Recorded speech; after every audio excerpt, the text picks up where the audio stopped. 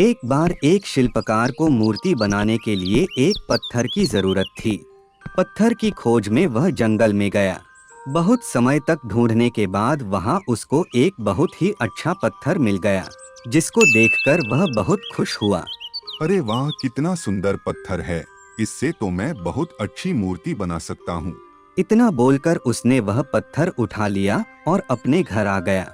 जब वह घर आ रहा था तो उसको एक और पत्थर मिला। उसने उस पत्थर को भी अपने साथ ले लिया। घर जाकर उसने जो पत्थर सबसे पहले ढूंढा था, उसको उठाकर अपने औजारों से उस पर कारीगरी करनी शुरू कर दी।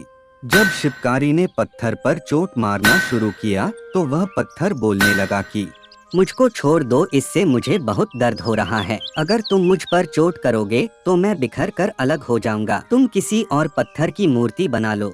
पत्थर की बात सुनकर शिल्पकार को उस पत्थर पर दया आ गई। उसने पत्थर को छोड़ दिया और दूसरे पत्थर को लेकर मूर्ति बनाने लगा।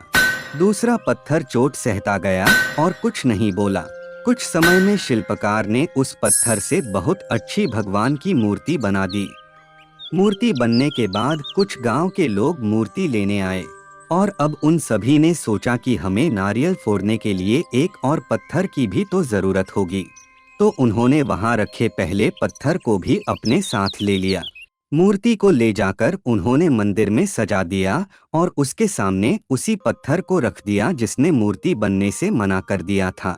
अब जब भी कोई व्यक्ति मंदिर में दर्शन करने आता तो मूर्ति को फूलों से पूजा करता, दूध से स्नान कराता और उस पहले पत्थर पर नारियल फोड़ता।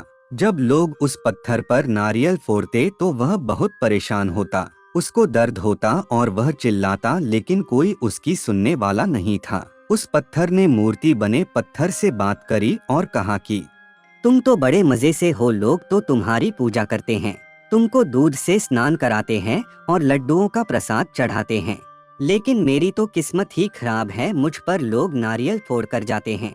इस पर मूर्ति बने पत्थर ने कहा कि जब शिल्पकार तुम पर कारीगरी कर रहा था, यदि तुम उस समय उसको नहीं रोकते और थोड़े समय के लिए दर्द सह लेते तो आज मेरी जगह तुम होते। लेकिन तुमने आसान रास्ता चुना, इसलिए अभी तुम दुख उठा रहे हो। उस पत्थर को मूर्ति बने पत्थर की बात समझ आ गई थी। उसने कहा कि अब से मैं भी कोई शिकायत नहीं करूंगा।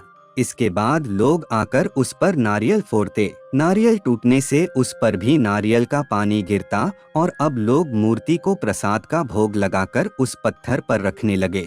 बच्चों, हमारे सामने कितनी भी कठिन मुसीबत आ जाए, हमको उससे घबराना नहीं चाहिए, उसका साहस के साथ सामना करना चाहिए।